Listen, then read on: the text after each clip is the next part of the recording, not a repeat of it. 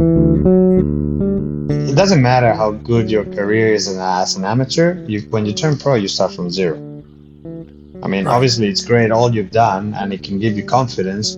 But you turn pro, everything you've done as an amateur doesn't count anymore. You have to restart and rebuild yourself in your career because nobody's going to say, oh, you won the British Amateur and you won the European Amateur and you've done this and that. Okay, so we'll let you make the cut even if you don't play well. No, it doesn't work like that.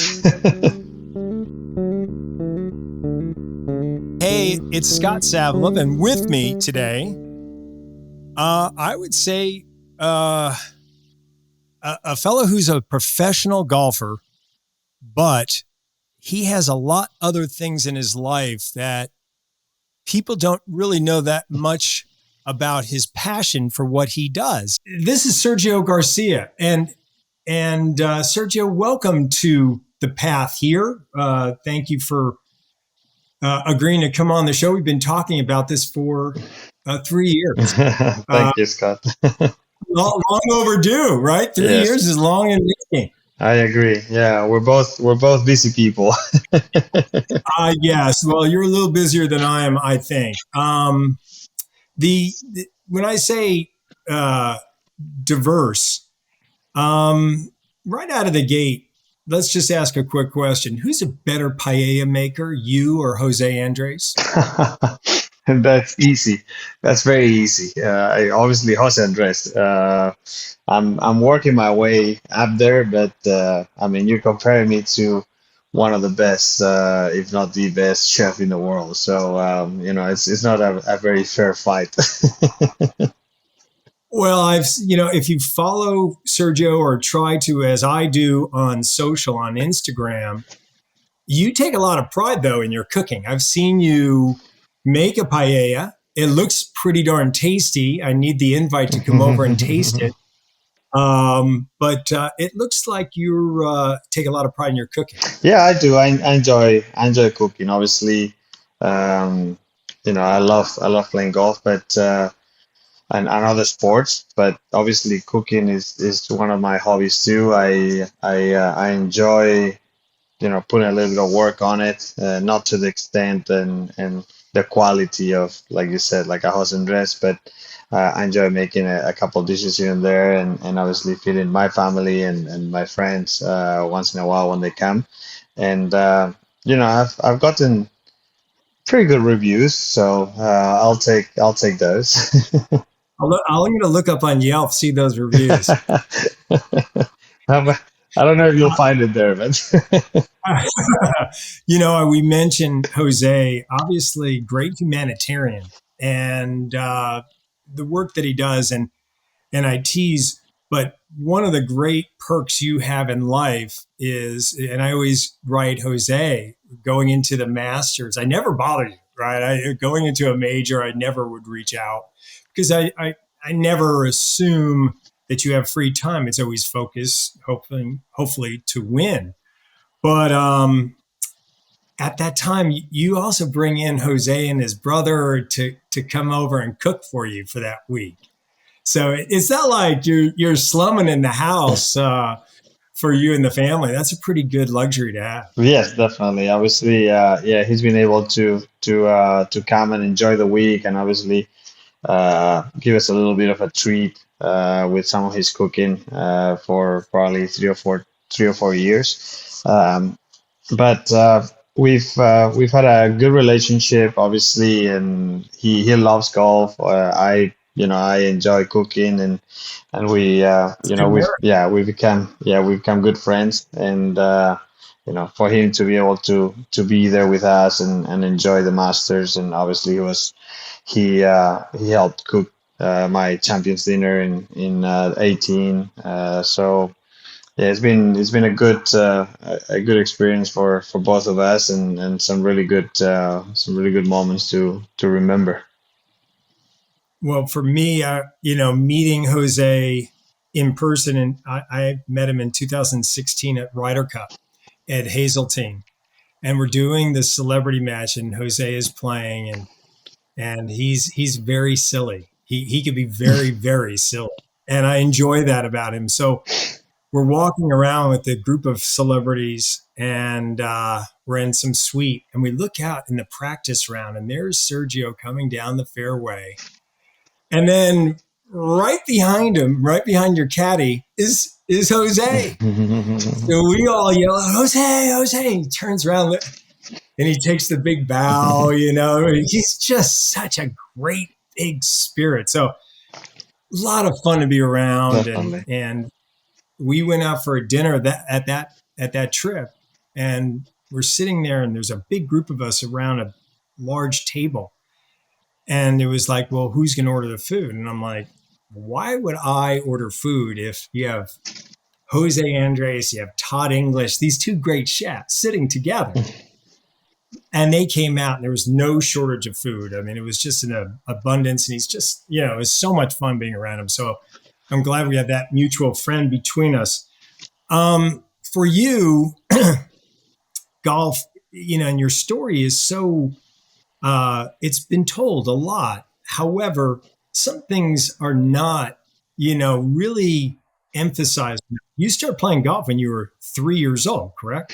Yeah, yeah, maybe just before, around 2.5 or something like that. So yes, from a very young age, I've always been, like I was saying earlier, I love sports, so I've always been very involved into, obviously golf, soccer, tennis. I played all three sports growing up, but obviously, I was always drawn to golf a little bit more. I fell in love with it right away. My father, it's also professional, so teaching pro, so that also helped to for me to get even more into the game of golf. And I really was drawn to it very very on. Um, you mentioned, as a young age, did you flourish in school? Were you a good student? I wish I could say yes, but that would be a lie. I was more into sports. I mean, I did okay, and I knew that obviously I needed to study, and it was important and good for me. But my focus was in sports, and just trying to become the best I could there, without obviously forgetting to study. But I mean, let's put it this way. I was more looking forward to going out and hitting some balls or going chip and putt than maybe spend 40 or 45 minutes reading a book. Right. For you, um, the transition from the other sports to golf, at what age did you determine, hey, I'm going to make this my sport where I'm going to find myself there? Um, I think, I always say that when I was 13, I started playing. Obviously, I did well in the younger ages and around Spain, and with guys that were my age or maybe a little bit older or maybe a little bit younger.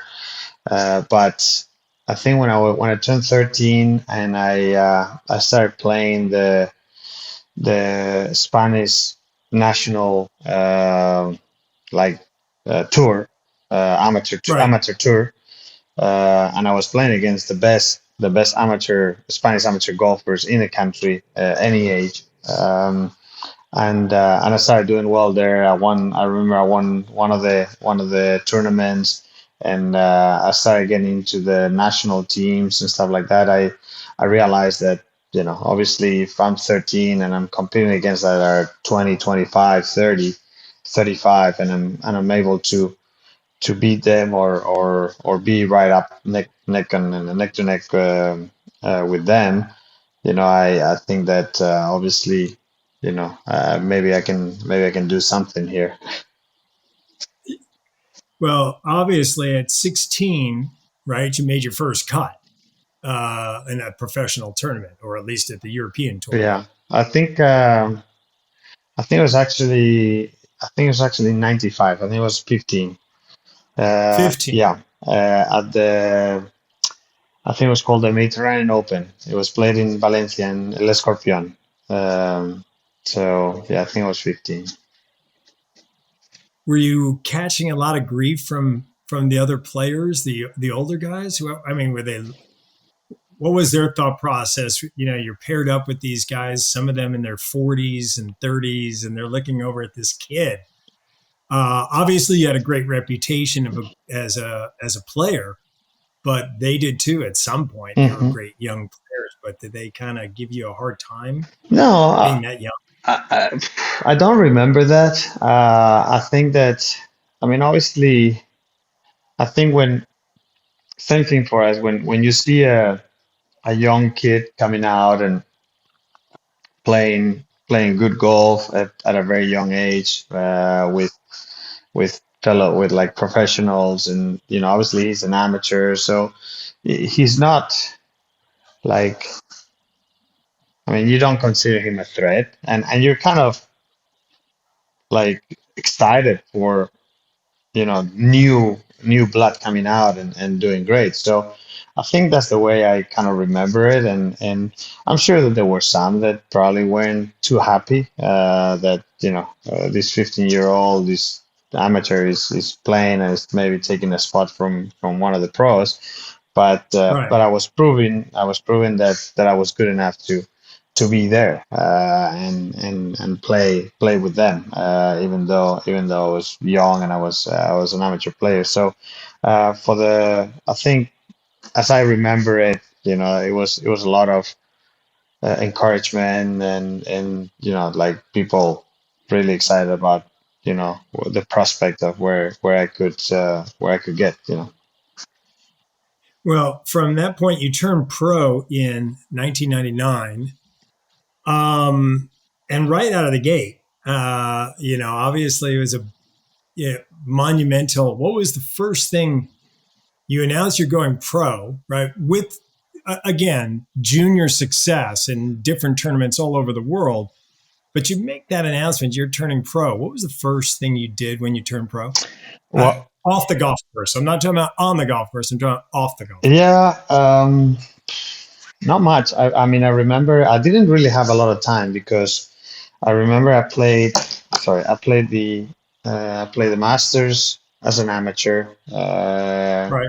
that Olasaba won in '99, and I won the low amateur, and then turned pro, and I think I want to say the week after, or 2 weeks after at the most.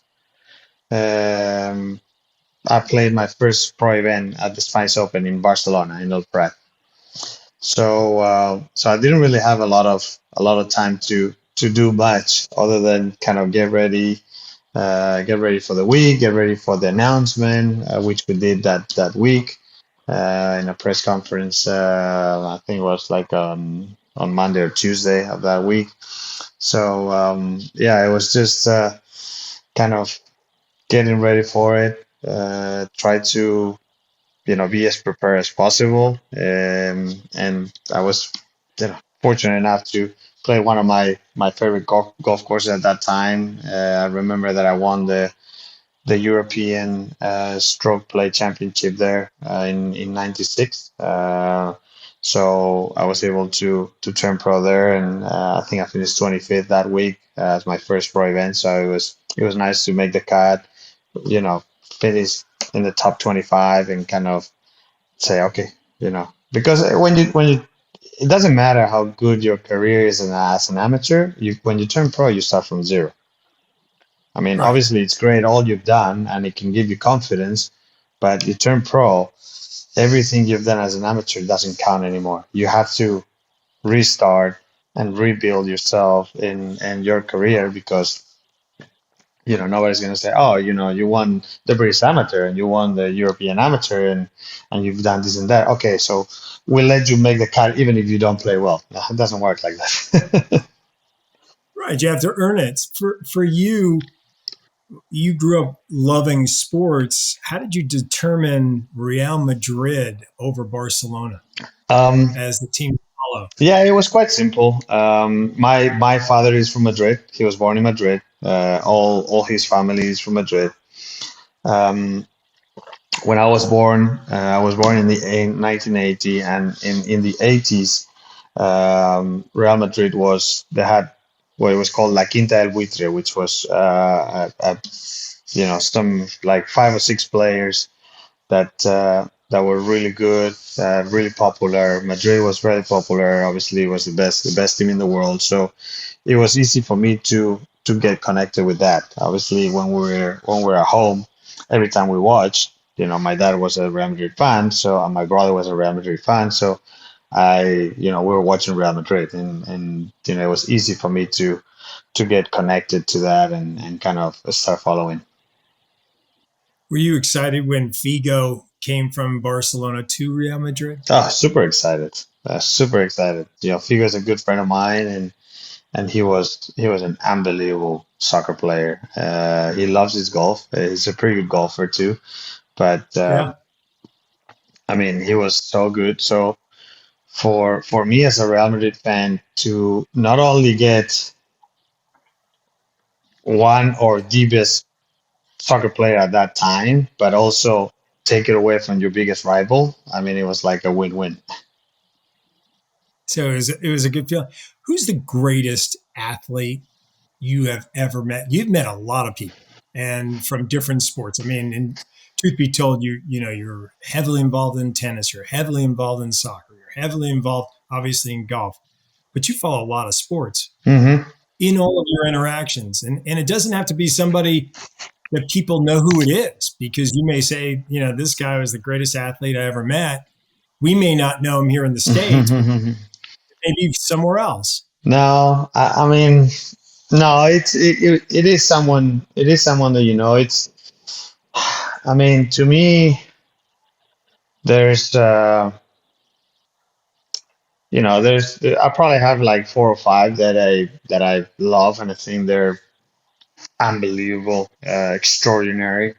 Obviously, Michael Jordan's is top of the list. He's amazing. I think that Michael Phelps is an unbelievable athlete in everything he achieved. Then obviously you have you have Rafa Nadal, Djokovic, amazing, Roger. All three are in a level, or in a level of their own. And then I also always loved like watching Zinedine Zidane play soccer, and I mean Messi, he's unbelievable. Ronaldo. But if you had to pick one of them, If who are I you going with? if I had to pick one of them, I would say Michael Jordan would be my first choice. Will be the one that would come to my head the quickest. Um, as a Spaniard, probably Nadal is definitely, I think, is the best sportsman that we've ever had. So yeah, those would be my choices. Okay, just throwing it out there. Mm. Uh, eh, uh, Getting back to golf for you, Colonial, right? Your first win was Colonial. Is Colonial a special place for you because of that? Yes, yes, it was my first win in the U.S. In 2001. Obviously, I was able to win in Europe in '99 a couple of times, but to get my first win, even though I was close, I was very close of winning in on the PGA Tour several times before that, to be able to break through there and beat Mickelson, which at that time he was playing at a great level.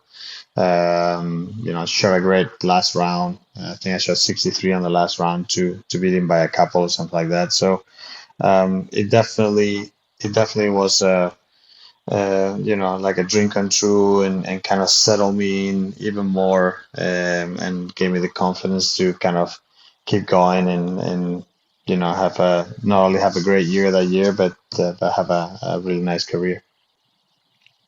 For you, 2007's Open at Carnoustie, was that a life lesson? Yes, and I've said it, at the time when it happened. I remember I was super disappointed, and obviously, yeah, it is one that you always think, oh, I probably should have had that one. I had a really good chance of winning the Open there, and hopefully I'll have a couple more chances and maybe get it before my days are over. But it's definitely one that you think about that. But at the same time, after thinking about it, I remember, even though it was hard when I, didn't win it. After a couple of weeks or something like that, I started thinking about it, and I was like, why why am I focusing on the negatives of not winning the Open when I did so many good things throughout the whole week to give myself a chance of winning? Why am I only just focusing on the bad thing, which is just a couple of things? So, we love winning. We all love winning. That's why we practice, and that's why we, challenge ourselves. But at the same time, sometimes we forget that all the work we put in, and all the good things we do to give ourselves a chance of winning, you also have to take that to an account. And I understand that some people, they're like, oh, second is the first loser, and if you don't win, it's not the same. And yeah, I understand that, and I agree. Obviously, there's no feeling like winning, but that doesn't mean that finishing second or third, it's a bad week. It's No, you.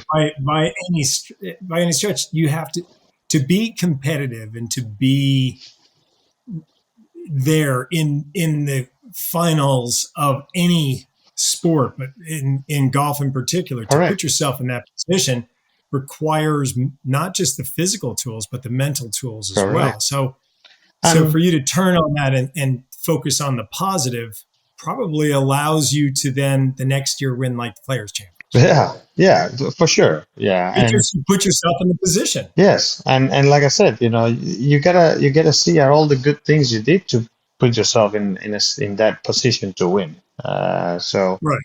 But sometimes it's not easy to see because people, they just they just focus on winning. They just see winning. Oh, he's a winner, and he won this and he won that. But they don't realize that, I mean, like Mickelson, for example, all the second places he had at the U.S. Open, yes, obviously it's super frustrating, and he probably should have deserved to win at least, maybe 2 or 3 U.S. Opens. But he did so many amazing things throughout all those years to put himself over and over and over in that situation. And sometimes you don't do it yourself, and sometimes Breaks don't go your way. yeah, and Yeah.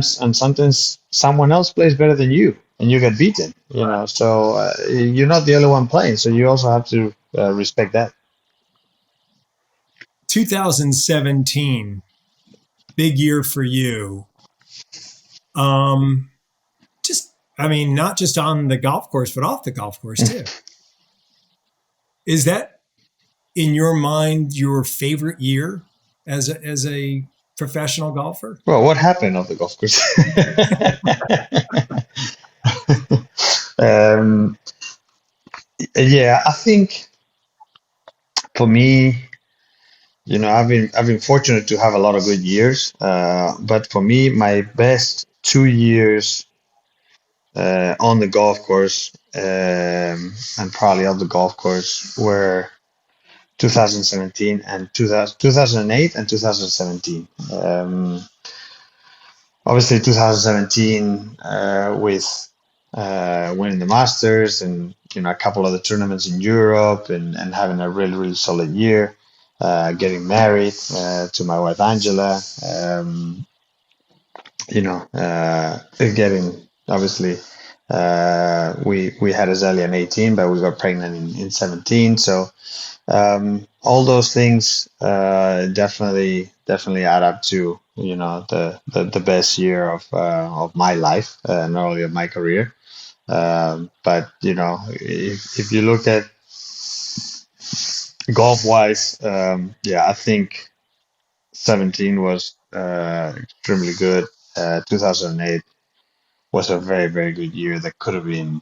really, really amazing. Yeah, those two were pretty cool. Talk Ryder Cup a little bit. I've had the good fortune of working 2016 on moving, forward with Ryder Cups. And to me, in my life, at my age, seen some unbelievable commitments of players to obviously our fellow Spaniards in Olazabal and Seve. But for my generation, you are the quintessential passionate Ryder Cupper, whether it's US or European. I always follow it to watch the guys that get not, that's the right way of saying this. You know, sometimes I watch it and I think to myself, is he really that fired up? Or is it just trying to like be like everybody else? And then conversely, when I watch you over the years, this is before the fanfare where everyone was walking around yelling at the crowd and trying to get the crowd into it. You really have been a passion point from day one. You played in 10 Ryder Cups, the record 25, 13, and 7. Obviously a dominant player. Um, is that a if you had to say your legacy in golf beyond individual, would Ryder Cup define Sergio Garcia as a professional golfer? Without a doubt, without a doubt. Obviously, you take away the individual achievements, but I've always said it. The Ryder Cup is it's always been my favorite event in golf, and it's funny because I've it's the only it's pretty much the only non-individual event that we play in golf until Live Golf came out and we started making the teams and stuff like that. But before that, it was just the only team event that we had. And Right. funny enough, I always grew up like I love playing soccer because of the team's atmosphere, the team experience that you get and stuff like that. And to me, when not only because of watching Sevi and Olazabal play Ryder Cups and the passion that they brought to it, but it also kind of brought me back to those feelings of that I had when I was playing soccer and with my friends and all the things that you share with them and how you get to know each other even in a deeper level than you do any other week on tour. So um, that definitely it's my favorite week. I've always loved it, and funny enough, it's where I perform my best week in and week out. Obviously, I had some really good years, like we talked about earlier, and some really good weeks individually. But Ryder Cup in, Ryder Cup out, it's where I perform at my highest level, and it's probably because of that, because of the passion, because of the feeling, the team feeling about it, and how comfortable it made me feel. It just gave me that extra oomph to be myself and really kind of show everything that I had. The team concept that you've done with Live, as a from a baseball background, I grew up playing sports as a team concept. Now I play golf and tennis and different things individually, just like anybody else Hmm. that played a lot of sports. Golfers and the tour players today, you know, everything is about, I would say it's almost astounding watching guys and their team. When I say team, their individual team. They've got a physio, they've got a chef, they've got this. They travel here, they travel on a jet.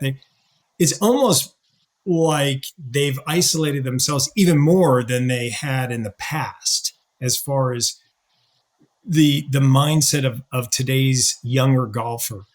Can that person make a transition easy and play team sports like in golf? Can that flourish? And I ask you this because you passionately love soccer. You passionately are a Ryder Cupper, but a lot of guys can't do it. It to me, when I watch these guys, some of them even lack people skills, Hmm. to talk Yeah. to other players because they're focused on being a great golfer, and they can't translate that into where you fortunately are someone that can say, no, no, no, this is a team. This is how teams Hmm. win.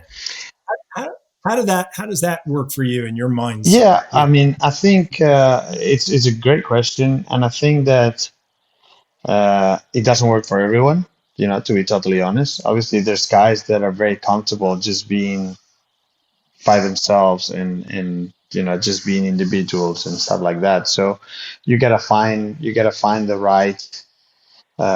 right players and the right people for it. But I think once you get in it and get into it, it definitely you can see that the feel that we have at Live Golf, it's totally different from what we used to have on the other tours because even though we're still playing individually and also as a team, um, you develop a little bit more of a friendship and things are a little bit more relaxed. It doesn't mean that it's super competitive, and we all practice hard, and we all want to try to achieve things, and the level of golf is really really good. But it definitely feels a bit more relaxed. It definitely feels like we're all behind each other a little bit more. Like we hang around a little bit more together. I guess when it's only 48 players, it's much easier to do than when you have whatever 200 players or 150 players or 300 players. But it definitely feels like it's uh, it's a little bit more like a big family than everyone is just going their own way and just doing their own thing. Well, with that thought process, what I really, again, just your passion for things. Tell me your favorite sports movie. Oof, favorite sports movie. Yeah. I guess I have few, but probably the first one that comes to mind, or the first couple that come to mind, one will be Jerry Maguire. Love that movie. And the other one will be, I mean, I love some of the Formula One movies and stuff like that. But I think like the replacements, the football Keanu movie, Keanu Reeves. Reeves, yeah. I enjoy that movie, so those probably would be a couple of my favorites. Do you work your dance moves into anything? Like in that movie, it's Keanu Reeves dance. I remember that movie. I know. Yeah, his dance moves. Now, is Sergio a dancer? Can you cut a rug? Can you get out there or not? Um, Or do we need to ask your wife that question? I mean, I think I'm kind of close to Keanu Reeves. So I probably have room for improvement quite a bit. But I want to say that I have potential, but it's just a matter of working on it. Normally on this show, I kind of stay on everyone's path individually and ask my questions. But because so many people that I'm friendly with are in golf or love golf, that I kind of put it out there to some friends, and a lot of these people, to ask questions. So what I'm going to do now is field some questions from some guys, and you let me know. So from Dr. Wyatt Russell, that's Oliver Hudson's brother, Mhm. who I know you're friendly with. Wyatt, great actor, said, "What's your dream foursome?" Dream foursome. I think. Obviously, Sevi would be there. I gotta put my dad in there for everything he's done for me, and then um, probably Michael Jordan. I would enjoy those. But I mean, I could put a lot more people in there, but those would be my top three, I guess. You're Team Foursome. You know, just letting people know a Obviously, little I'm bit about counting Sergio myself as the fourth. as the fourth. You're in that fourth, of course. Um, you know, again, giving you a little bit insight into. There's two things you mentioned. Your dad, Victor, and I had the fine opportunity to meet him in Cron, Montana. We were playing around a golf in a fun foursome, right? It was me, you, Justin Timberlake, and the actor Dennis Quaid. And for me, the fun part about it with your dad, I was given by Omega, a regular flex set of clubs. It felt like I was playing with kids clubs, and I was trying to figure it out. And we're walking down the fairway, and your brother was caddying for you, and your father was walking. He had his 2-iron with him, and he's walking behind me, and they're laughing back and forth, saying stuff in Spanish. Now, my 3 years of high school Spanish and going to college in Arizona did nothing for my knowledge as fast as they were speaking Spanish. I'm just saying to you, it's just nothing. And so your father taps me on the shoulder with his 2-iron, and he says something to your brother, and they're laughing. And I'm like, "What, Mr. Garcia?" Like, he said to call him Victor. I'm like, calling him Mr. Garcia, right? So he says something, and I said to your brother, he's laughing, walking, carrying your sticks. And I go, "What did your father say?" He goes, "Maybe you should take up tennis," which I love. And I'm you like, "Really, Mr. and you Garcia? did. Really?" And you did. The other thing about Sergio, people may not know this, is your big heartedness, and you're very focused on winning. Everyone knows that. You're focused on being a professional at all times. In that round of golf, our friend Dennis Quaid, who's an accomplished golfer, has been playing a long time, good player out of Bel Air Country Club, blah, blah, blah. And he lost his swing. He just, for whatever reason, every other amateur golfer, I'm just walking around thinking about my next swing with these wacky clubs. And I see your brother, and I'm like, "Hey, where'd Serge go?" And he kind of tilts his head, and you found 3 evergreen trees that blocked it out from the public seeing.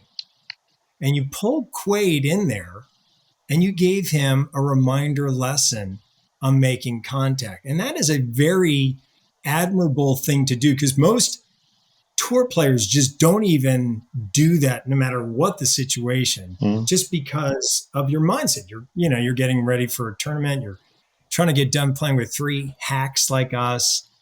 And yet you took the time to do that, which I thought was super kind. And I think you made a friend for life with Dennis Quaid, because he was getting, getting himself spiraled up, because you don't want to play poorly in Yeah, those settings. And here you are, you got him right back on track to being hitting the shot. So I just wanted to tell that story, because to me, if someone said to me, "Describe Sergio Garcia," that kind of summarizes what I think of you as a person, because thank that you. has nothing to do with golf. Mhm, thank It you. has everything to do with being a kind human being and using your skill set to help someone. So that was kind of Thank you. cool to We watch. try, yeah. I mean, like to me, I always felt like when I'm playing a pro am, like I think to myself, I said, okay,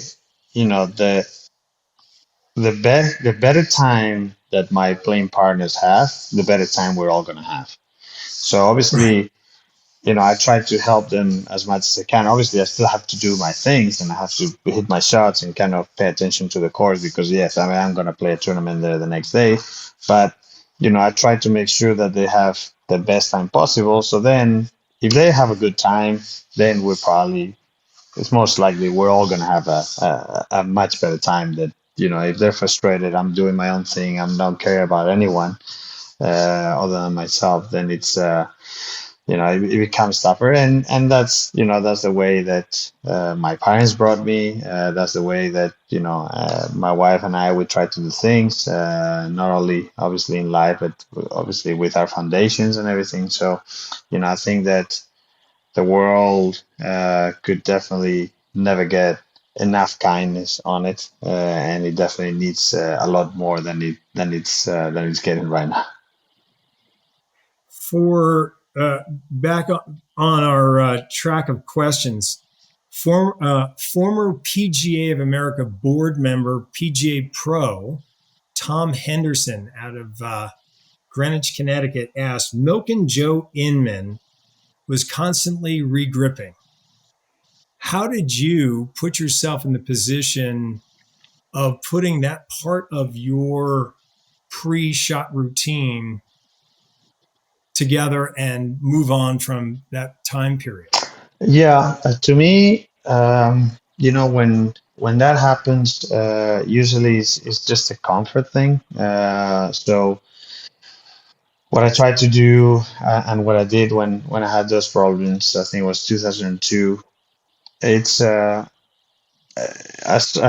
soon as I have a little bit of time to work on my routine, I make sure that I try to keep it as consistent as possible. So obviously, when I had time, I remember that the problem is that the season, it was the beginning of the season, so it was like tournament after tournament. I didn't really have like 2 or 3 weeks to be able to like just work on it and just go to the range and go to practice and say, okay, I'm gonna regrip whatever 2 or 3 times and hit it. And if I don't do it, then I'm gonna start over again until I get comfortable that way.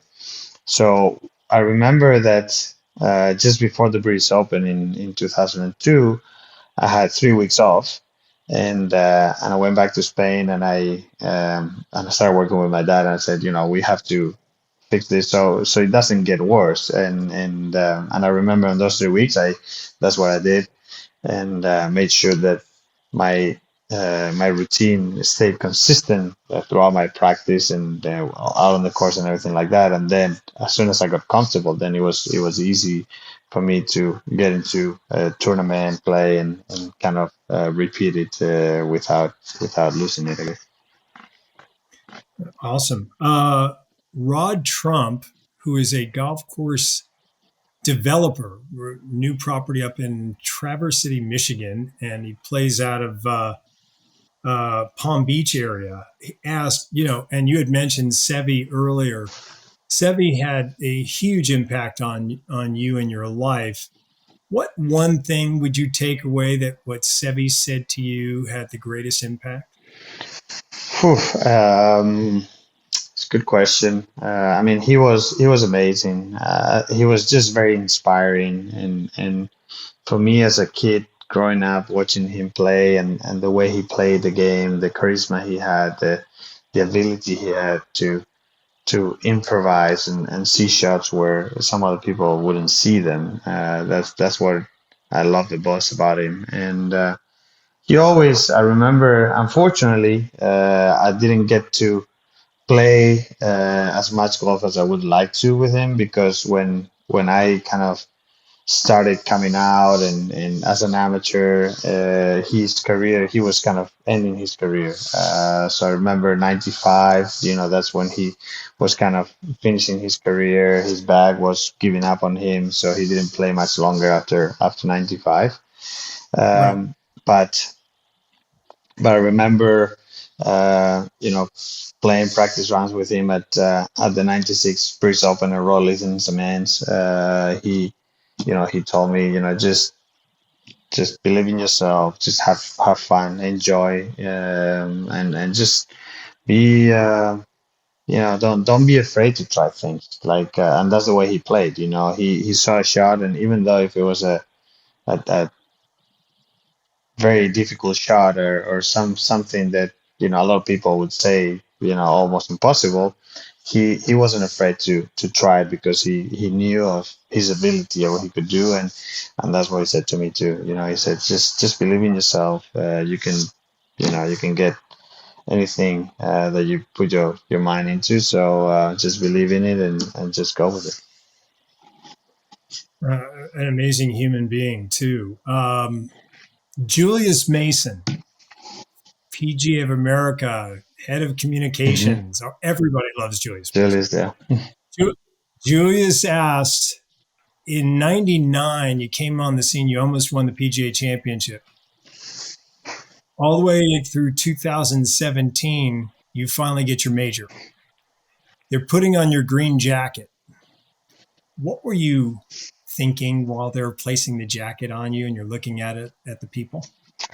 Um, I was uh, I was thinking several things. I think that obviously I was remembering Sebi, which he obviously passed away a few years before that, and I knew it was on his I think it was on his 60th birthday when I won in 2017.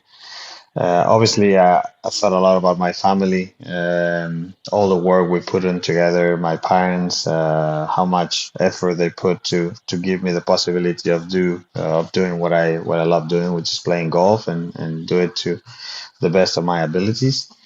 So obviously, all of those things kind of came into my head, and just feeling proud and happy about all those people, all my family and friends that were behind me, and kind of thinking, how happy they were probably gonna be to see me wearing the green jacket. So yeah, it was pretty cool.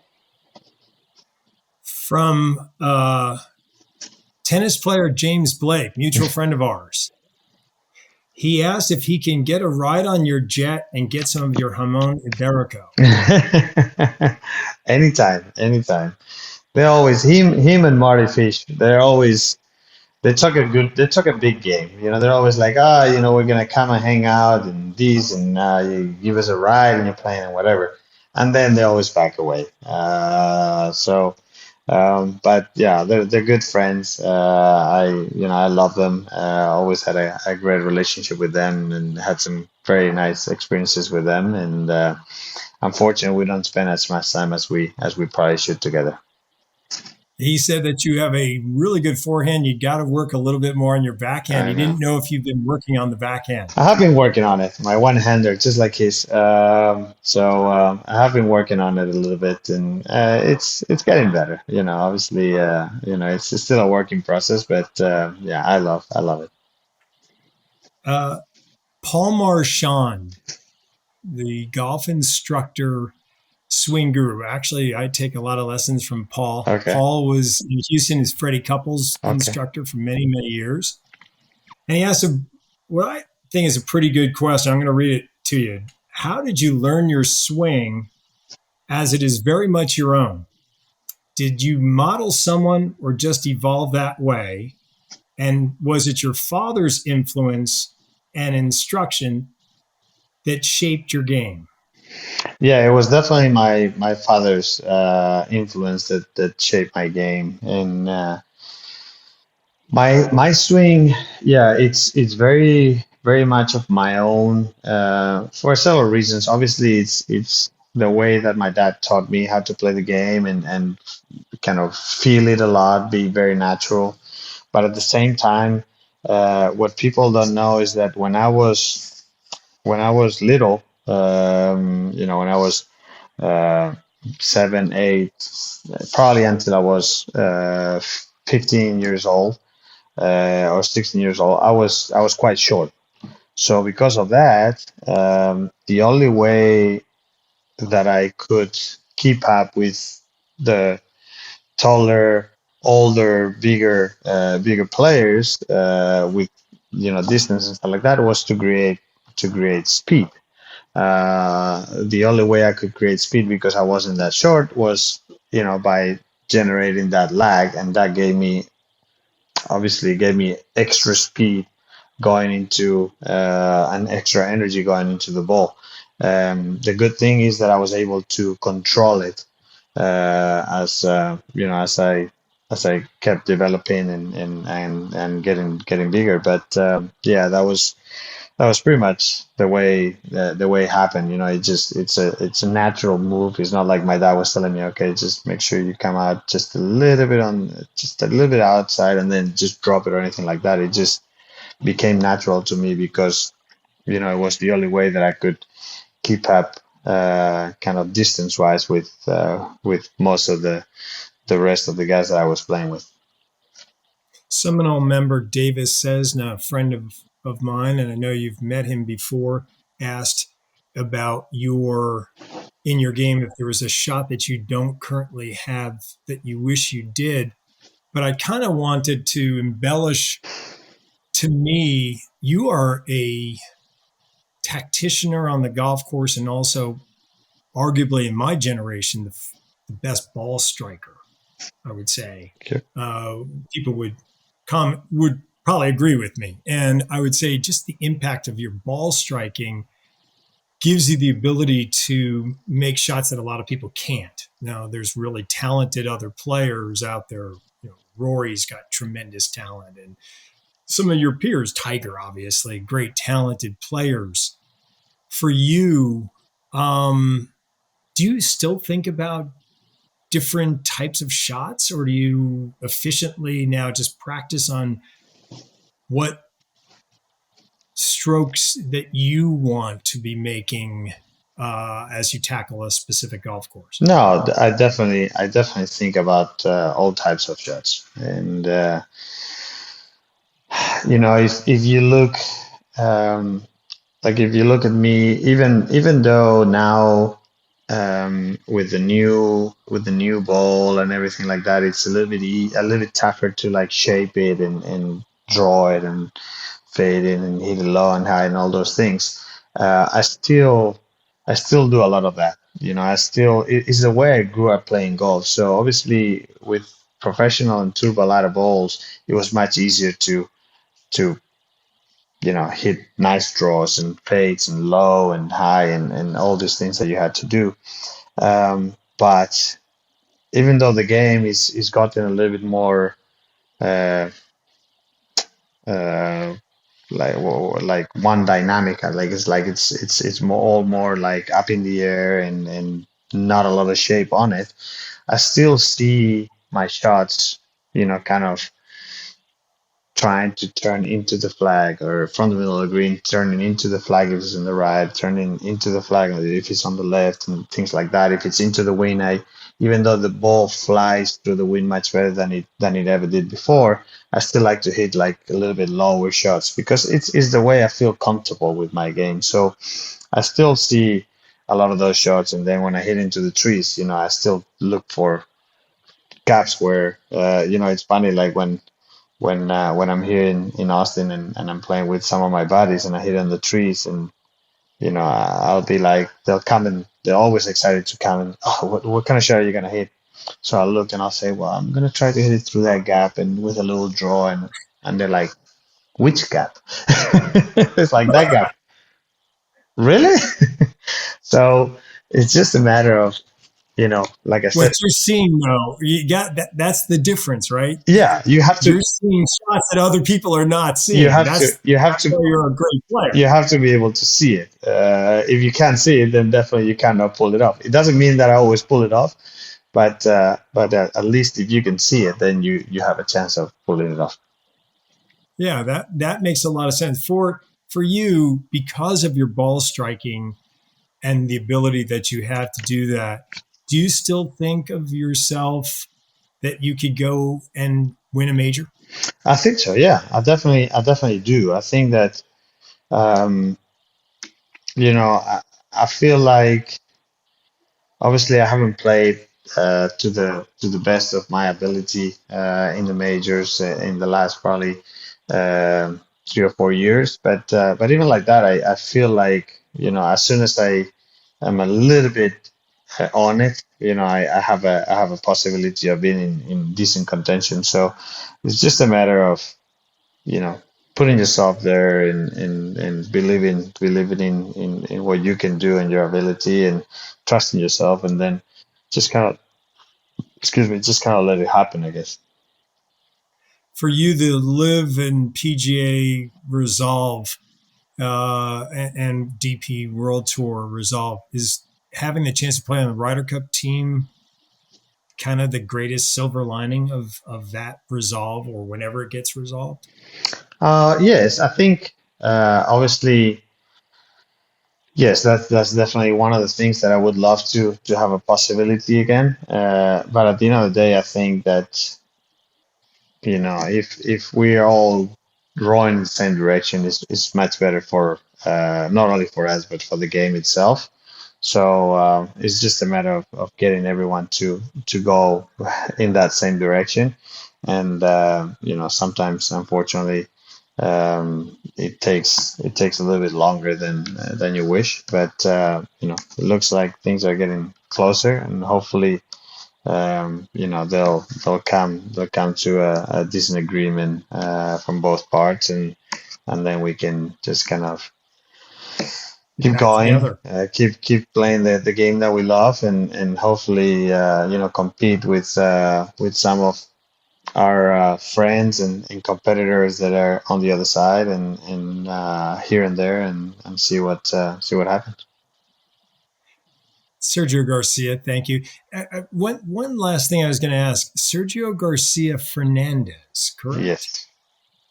So does the public or the fan base in Spain call you Fernandez, or they still will call you Garcia? No, Garcia. Obviously, the in Spain, what we do is like the mother keeps her last name, and the father obviously keeps his last name. So like when my mom gets married to my dad, Victor Garcia, she doesn't become Consuelo Garcia. She's like Consuelo Fernandez, which is her last name.